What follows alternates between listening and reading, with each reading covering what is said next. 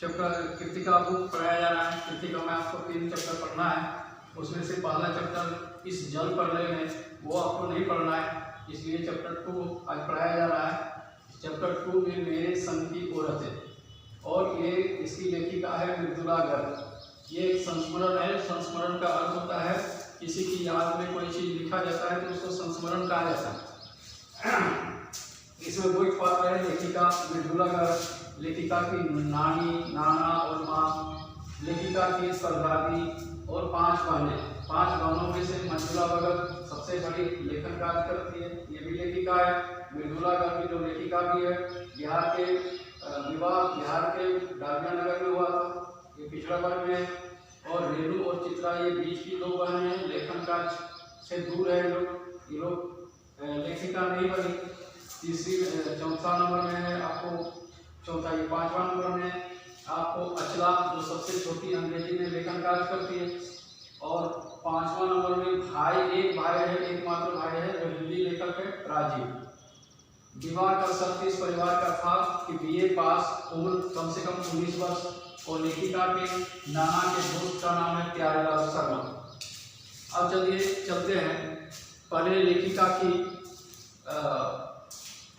का घर जहाँ पर उनका जन्म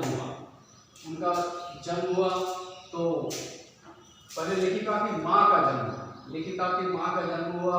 उसमें उसकी नानी, इसकी नानी जो है सो अपढ़ थी, मतलब है कि शिक्षित नहीं थी, पढ़ी लिखी नहीं थी, लेकिन सामाजिक तौर तरीके का बहुत ज्ञान था।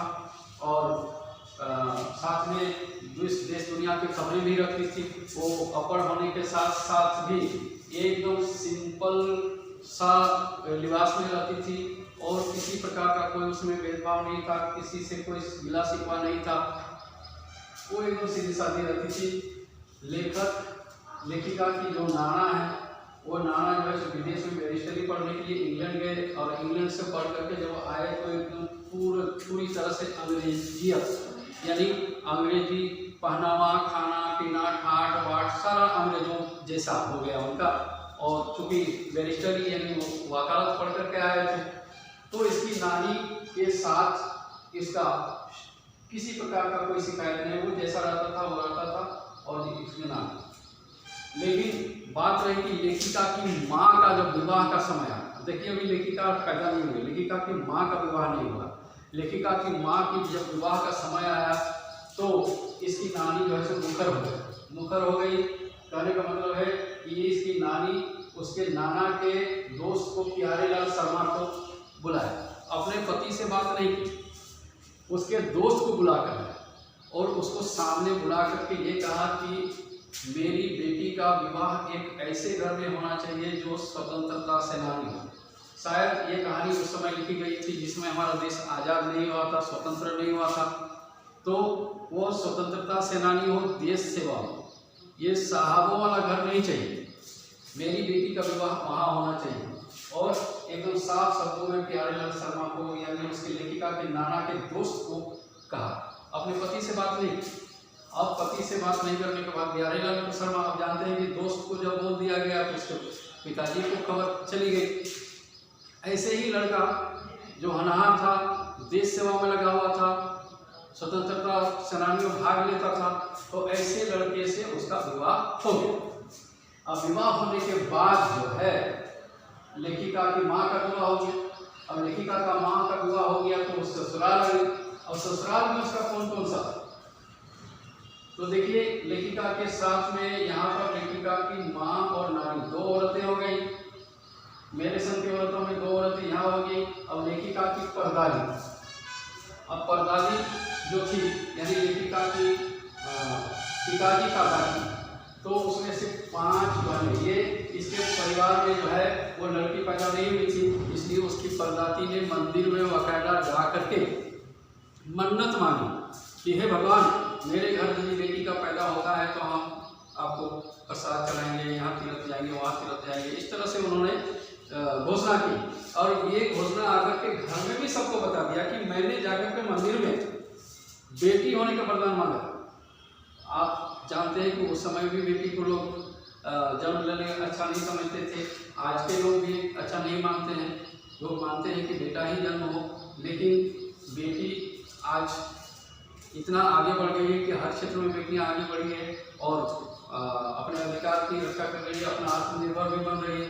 तो उनका भी कहना था इस जमाने में जिस समय लड़कियों को जो है सो जन्म लेने के साथ ही मार दिया जाता था। महादेवी वर्मा के समझ में पढ़ेंगे तो जानेंगे, तो उसके यहाँ 2 साल के बाद 200 साल के बाद महादेवी वर्मा का जन्म हुआ था, तो इसलिए उसका नाम महादेवी रखा गया। और नहीं तो पहले उससे पहले जो भी बेटी पैदा होता था उसको मार दिया जाता था। अब कैसे मार दिया जाता था, क्यों मार दिया जाता, ये बात की बात है।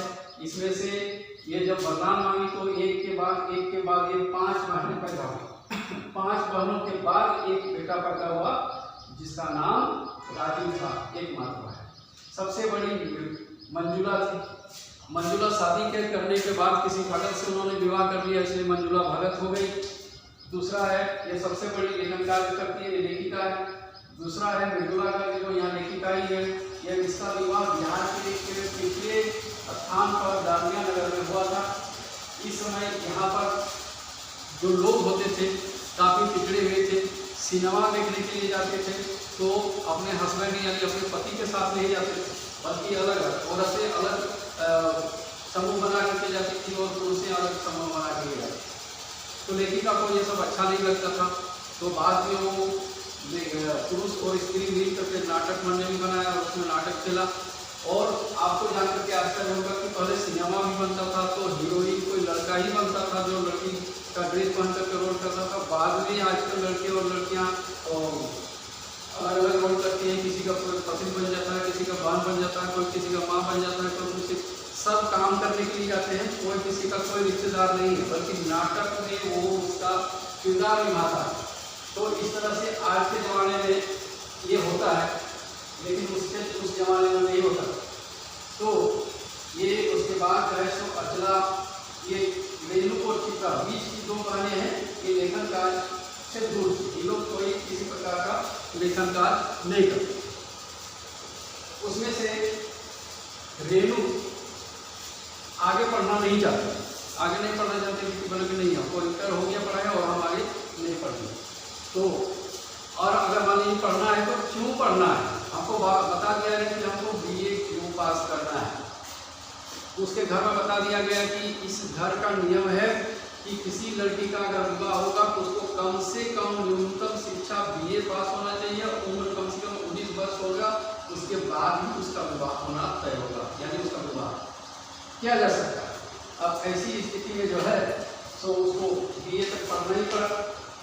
अब ये तीसरा जो है बीच में ये लेखन कार्य नहीं करती थी, ये कौन है, आपको अर्चना सबसे छोटी जो अंग्रेजी में लेखन कार्य करती थी।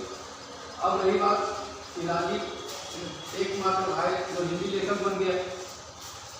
अब लेखिका के नाम से 2 ये नाना कर।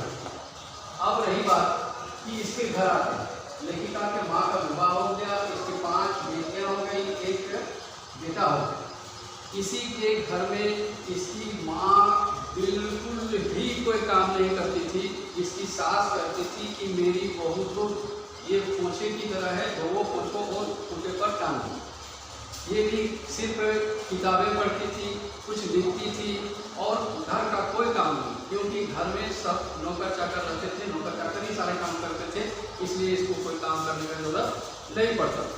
और ये कभी झूठ नहीं बोलती थी और दूसरे के बात का एक जगह से दूसरी बात कोई नहीं करती थी, इसलिए घर में इसका पहचान भी अच्छा था, नाम भी था, यश भी था, सब कोई आदर भी करते थे। इस प्रकार से इसकी माँ का जो है बहुत इज्जत था इस परिवार में। अब इस परिवार में इसकी परदादी की कहानी समझ में आता है। इसकी नानी की विरसा की कहानी तो सुने कि भाई वो जब बेटी का जब शादी देने का हुआ उस समय मुकर हो गई कि मेरी बेटी का विवाह उसी घर में होगा जो स्वतंत्रता सेनानी हो, है ना। लेकिन वो पढ़ी लिखी नहीं थी, लेकिन बाद में वो मुकर हो गई और इसका अपहरण होने के साथ साथ देश की स्वतंत्रता के विषय में भी उसको जानकारी था, फिर इसलिए उन्होंने ऐसा किया। अब रही बात इसकी परदादी, एक बार क्या हुआ कि इसके घर में ऐसी घटनाएं घटी कि सारे मर्द लोग कहीं बाराती चले गए थे, घर में और कोई नहीं था, सिर्फ औरतें थी और रथ जगह का काम हो रहा था। आप जानते हैं कि हमारे यहाँ शादी विवाह होता है तो जब बाराती सभी चले जाते हैं तो औरतों का राज होता है।